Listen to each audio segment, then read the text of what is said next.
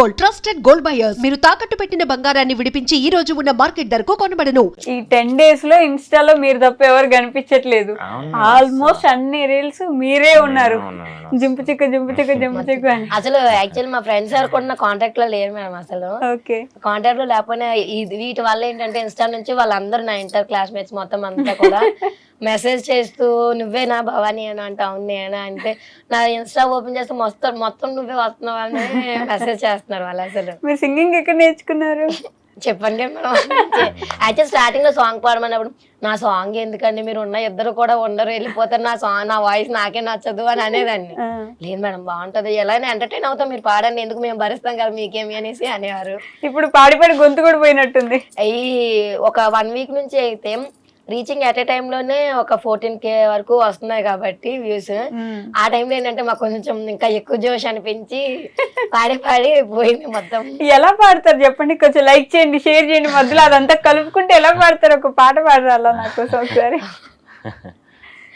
అంటే అక్కడ ఆల్మోస్ట్ ఏంటంటే పాడేటప్పుడు సూపర్ చాట్స్ అవి చేస్తారు వాళ్ళు, మనీ వర్త్ కదా మేడం అక్కడ వాళ్ళు. సో వాళ్ళకి మనం రెస్పాండ్ అయితే వాళ్ళు ఓకే వీళ్ళు మనకు రెస్పాండ్ అవుతున్నారని సపోర్ట్ చేస్తారు. ఆ టైంలో పాట పాడేటప్పుడు అది పోకుండా ఉండడానికి వెంటనే వాళ్ళు మెసేజ్ చదువుతా ఉంటాం. వాళ్ళు మెసేజ్ చదువుతారు, వాళ్ళకి లైక్ చేయమని అడుగుతారు, వాళ్ళు ఫాలో చేయమని అడుగుతారు. ఇంతైనా తక్కువ వస్తుంది సబ్స్క్రైబ్ చేయండి అంటారు. వాళ్ళు ఏంటంటే చూస్తే ఎంటర్టైన్ అవుతూ కూడా అది మర్చిపోతా ఉంటున్నారు ఒక్కొక్కసారి. అందుకని మేము చెప్పిన వెంటనే 10 seconds లోనే 200 likes కూడా చేస్తా ఉంటారు. చెప్పినా చేస్తారు మేడం.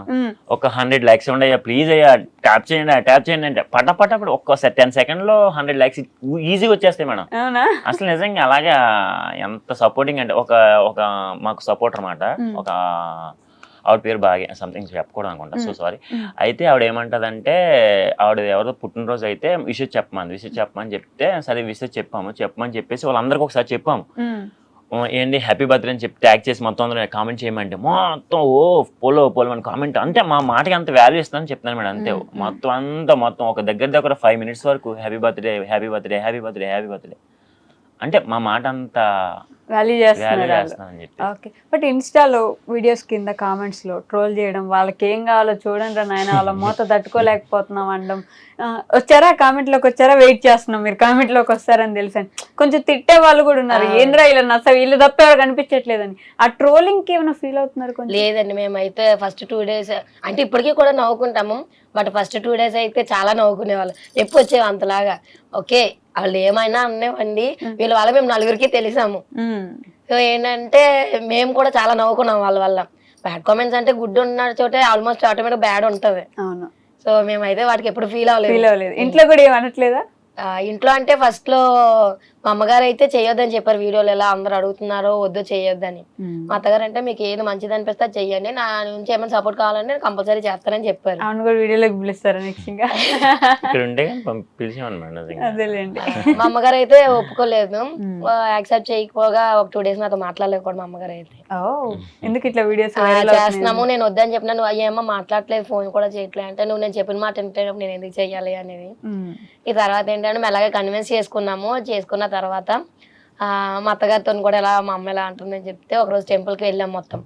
తిరుపతి వెళ్ళినప్పుడు అప్పుడు మా అత్తగారు కన్విన్స్ చేశారు మా అమ్మని. అవునా? మీ అత్తగారు బాగా సపోర్ట్ చేస్తున్నారు. కన్విన్స్ చేశారు, ఎవరు మనకి ఏం చెప్పరు, మనం చేసుకుంటా ఉంటే ఒక మంచి పేరు వచ్చినప్పుడు వాళ్ళందరూ వచ్చి మన దగ్గర మాట్లాడతారని చెప్పగానే అమ్మ మొత్తానికి అప్పుడు కన్విన్స్ అయ్యి మంచిగా మాట్లాడుతున్నారు అప్పటి నుంచి. పోన్లేండి. సో మీ లైఫ్ లో ది మోస్ట్ హ్యాపీయెస్ట్ మూమెంట్ ఏంటి ఇప్పటి వరకు? ఇదే మేడం, ట్రెండింగ్ లోకి రావడం. అది యాక్చువల్లీ ఇండస్ట్రీ వైజ్ గా అయితే ఎవరో తప్ప అలా ఎవరు షేర్ చేయరు. మెయిన్ తమన్ గారు నిజంగా ఆ టైంలో నేను జస్ట్ అప్పుడు నాకు ఎంత క్యూరియాసిటీ ఉందంటే లైవ్ లో అందరూ కామెంట్ చేశారు. ఆ టైంలో యాక్చువల్లీ మీకు మొన్న నైట్ 2 lakh సబ్స్క్రైబర్స్ రీచ్ అయ్యారు. కంగ్రాట్స్ అని వస్తున్నాయి. ఈ లోపు ఏంటంటే మ్యూజిక్ డైరెక్టర్ తమన్ గారు మీ వీడియో పోస్ట్ చేశారని అంటా ఉంటే ఏదో కామన్ గా అంటే తమన్ గారు కంపేర్ చేస్తున్నారు కదా అలా పెట్టారేమో అనుకున్నాను. కంటిన్యూస్ గా అవే కామెంట్స్ వస్తున్నాయి. వెంటనే నేను వేరే మొబైల్ ఆన్ చేసి ఇలా చూసానికి అసలు వెంటనే ఓకే ఫ్రెండ్స్ బాయ్ మేము ఉంటాం, మళ్ళీ చేస్తాం రేపు మార్నింగ్ లైవ్ చేస్తాం అంటే వాళ్ళు ఏం చేశారంటే ఆ టైంలోని మాతో షేర్ చేసుకుని సూపర్ చాట్ చేసి ఉంచేసారు. ఆ టైంలో అది అయిపోయిందని వెంటనే ఆఫ్ చేసి హార్ట్ బీట్ పెరిగిపోయింది. అసలు నిజమేనా కాదు మమ్మల్ని అసలు ఆయన అక్కడ మేము అక్కడ ఎలా పెట్టడం అనేసి చాలా హ్యాపీ మూమెంట్ అయితే ఇదే మేడం. అసలు పైన కామెంట్ చూసారా ఎవరే ఆజామా లాగెత్తరా నిజంగా ఆయన ఏం ఎలా పెట్టినా మేడం అది మమ్మల్ని సపోర్ట్ చేసినట్టే మేడం. నిజంగా అది ఎవరు పెడతారు మేడం అసలు మమ్మల్ని సపోర్ట్ చేసినందుకు తమన్ గారికి అయితే స్పెషల్ గా థ్యాంక్స్ చెప్పుకుంటాను. సినిమాలో ఛాన్స్ అడగండి పాటలు పాడడానికి. వస్తే మేడం టైం ఎవరికైనా టైం ఉంటది కదా. అంటే పాటలు పాడతారని నమ్ముతున్నారు మీరు సినిమాలో? ఏమో మేడం యాక్టింగ్ ఛాన్స్ ఓకే, ఏదైనా మీ మీడియా ద్వారా ఏదైనా మాకు వస్తుందని మాకు ఒక నమ్మకం, గట్టి నమ్మకం అంతే. మీకు సింగర్ అవ్వాలని ఉంది. నాకైతే మనం చెప్తున్నాను కదా అసలు సాంగ్ పాడమన్నప్పుడు నా వాయిస్ నాకే నచ్చదు, మీరు ఎలా పాడమంటారు అనేసి నా వాయిస్ మీద నాకు నేనైతే కామెడీకి అయితే సినిమాలో మాత్రం కామెడీకి అయితే కొడతాను మేడం. వెనకాల బ్యాక్గ్రౌండ్ అయితే ఇవ్వగలను, ఎందుకంటే కామెడీకి యూజ్ చేసుకోవచ్చు. అది సాంగులకి అయితే పనిచేయదు కానీ. సో అది most happiest moment. Most saddest moment ఏంటి? సాడెస్ట్ మూమెంట్ అంటే మేడం, సాడెస్ట్ మూమెంట్ అంటే ఇక్కడికి వచ్చిన తర్వాత స్టార్టింగ్లో మేడం మా మమ్మీ గారిని ఇక్కడ తీసుకొచ్చాను మేడం. స్టార్టింగ్ తీసుకొచ్చినప్పుడు అప్పుడు నా దగ్గర అంత మనీ లేదు. సో మా మమ్మీ ఏంటంటే నా దగ్గర మనీ ఉంటుంది కదా అని చెప్పేసి కొంతమంది తెచ్చుకుంది ఇక్కడికి. సో తెచ్చుకున్నప్పుడు ఏమైందంటే ఆ మనీ అంతా ఇక్కడ నాకు ఖర్చు పెట్టేసింది. నా దగ్గర అప్పటికి ఫోన్పేలో ఉండే ఒక తక్కువ ఉండే. అయితే రిటర్న్ మళ్ళీ ఎన్ని అయిపోయిన తర్వాత రిటర్న్ తీసుకెళ్తున్నప్పుడు బస్ బుక్ చేస్తాము, వెళ్ళిపోతున్నాం. మా మమ్మీ దగ్గర కూడా రూపాయి లేదు పర్స్లో.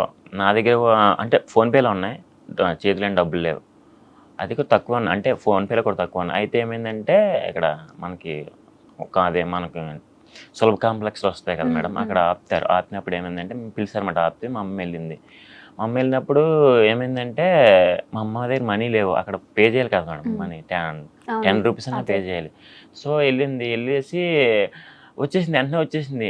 నేను మా మమ్మీ దగ్గర డబ్బులు ఉన్నాయి అనుకున్నాను, అంటే నేను ఆ విధంగా నాకు అంత లేదు. అమ్మాయి వెంటనే వచ్చేసి ఏమంటే డబ్బులు అడుగుతున్నారా, నా దగ్గర డబ్బులు లేవరా అంది. అమ్మ నాకు కళ్ళు తిరిగినాయి మేడం. నిజంగానే నా దగ్గర చేతిలో రూపాయి లేదు. నాయన నేను నిజంగా కొడుకునేనా ఇలా అంత నాకు నిజంగా బాధేసింది మేడం. ఎప్పటికి నా జీవితంలో నేను చచ్చిపోయే వరకు నేను ఆ మూమెంట్ అన్నది నాకు ఎప్పుడు గుర్తుంటుంది. మా మమ్మీని ఇంకా చూడండి, నేను ఎంతో ఇద్దాం అనుకుంటాను, నా దగ్గర లేవు, డబ్బులు లేవు, ఎలాగేవాలి అనుకుంటా. అలా ఆ బాధల నుంచి ఎన్ని వచ్చినాయేమో ఈరోజు ఎంతకు వచ్చానేమో అని చెప్పేసి ఎప్పటికైనా మా మమ్మీని ఒక రాణిలాగా పైన పెట్టుకొని చూసుకొని ఆవిడ మిమ్మల్ని ఏం చెప్తే అదే చేసేలాగా. మా అన్నీ కూడా అంతే మేడం, మా అమ్మ ఏం చెప్తే అదే చేస్తాడు కానీ అని వ్యతిరేకం చెప్పడు మేడం. మా అన్నీ కూడా చిన్నప్పటి కష్టపడి వచ్చాడు మేడం. అది మా మమ్మీని ఒక రేంజ్లో చూడాలి మేడం, అది నా కోరిక. నాన్నగారు లేరా? మా నాన్నగారు ఉన్నారు మేడం. మా నాన్నగారు కూలి పని చేస్తారు. అంటే ఆ రోజు నాకు సాడ్ మూమెంట్ చెప్పండి. అదే అర్థమైంది. ఎందుకంటే మీ నాన్నగారి గురించి మాట్లాడలేదు కదా అని అడిగాను నేను. మా నాన్నగారు ఉన్నారు మేడం, అది కూలి పనికి వెళ్తుంటారు మేడం. ఇప్పుడు డైలీ వారి పనికి వెళ్ళి. యాక్చువల్లీ మా మామయ్య గారికి ఏజ్ ఎక్కువైనా సరే ఇంటి దగ్గర అయితే ఉండరండి, ఎప్పుడు పనికి వెళ్ళిపోతా ఉంటారు. మా మామయ్య గారు బాగా సెల్ఫ్ రెస్పెక్ట్ ఎక్కువ, ఎంత ఏజ్ అయినా సరే. ఎవరి దగ్గర ఒక దగ్గర చెయ్యి చాపాలి, ఎంత ఏజ్ అయినా సరే. ఆఖరికి యాత్రకి ఎక్కడికైనా వెళ్ళినా నా డబ్బులు నేనే పే చేసుకుంటాను, మీరు ఇవ్వద్దు, అంత సెల్ఫ్ రెస్పెక్ట్ ఈ ఏజ్ లో కూడా ఆయనకి. అసలు నేను హైదరాబాద్ వచ్చినప్పుడు అలా డైలీ నాదే డబ్బులు ఉన్నాయి బాబు లేవా అని చెప్పేసి మా అమ్మకి తెలియకుండా వచ్చేసి మేము ఇవ్వాలి వాళ్ళకి. అయినప్పటికీ కూడా తెలియకుండా హైదరాబాద్ వచ్చేస్తారా? హైదరాబాద్ కాదు మేడం, రైల్వే స్టేషన్ కి, అక్కడ రాజమండ్రి రైల్వే స్టేషన్ కి వచ్చేసి మా మమ్మీకి కూడా తెలియదు, నేను చెప్పాలి మా మమ్మీకి. వచ్చేసి డబ్బులు ఉంచుకో, నీకు దేనికైనా పని చేస్తా అని చెప్పేసి అక్కడ ఇస్తారు. మనం మళ్ళీ మా అన్నయ్యకి కూడా, మా అన్నయ్య అంటే ఇవ్వట్లేదు, మా అన్నయ్య ఆల్రెడీ ఎంప్లాయ్ కాబట్టి ఆయన ఉంటాయి. మా చెల్లికి కూడా ఎవడో నాకు మాత్రమే ఇస్తాడు తీసుకొచ్చేసి. మా మమ్మీ అంటది, మీ నాన్న నీకు ఇష్టం అనుకుంటే బాగా డబ్బులు ఇచ్చేస్తున్నాడు, మాకు కూడా ఇంట్లో ఇవ్వడం అంటాడు కష్టపడి వచ్చేసి. సో నేను అనుకుంటాను వీళ్ళిద్దరిని ఒక మంచి పొజిషన్ ఎప్పుడోకప్పుడు చూడాలి వీళ్ళని. కూలి పని చేసి మిమ్మల్ని ముగ్గురు చదివించారంటే గొప్పే కదా. అది ఒక నిజంగా గ్రేట్ మేడం. వాళ్ళని మామయ్య ఇంకొకటి కూడా అంటారు, ఎప్పుడు అంటారు, ఎలా ఉన్నా సరే ఒకటే అంటారు, మా ఇంటి దగ్గర ఉన్న ఆడపిల్ల మా ఆడపిల్ల కానే కాదు, మా ఇంటికి వచ్చిన కోళ్ళే ఆడపిల్ల, వెళ్ళిపోయిన కూతురు కోళ్ళు అంతే, ఆవిడ వెళ్ళిపోయింది, ఇంటికి వచ్చిన కోళ్ళే మా కూతురు అనేసి అంటుంటారు. మంచి అత్తయ్య మాయ దొరికారు మీకు. ఓకే,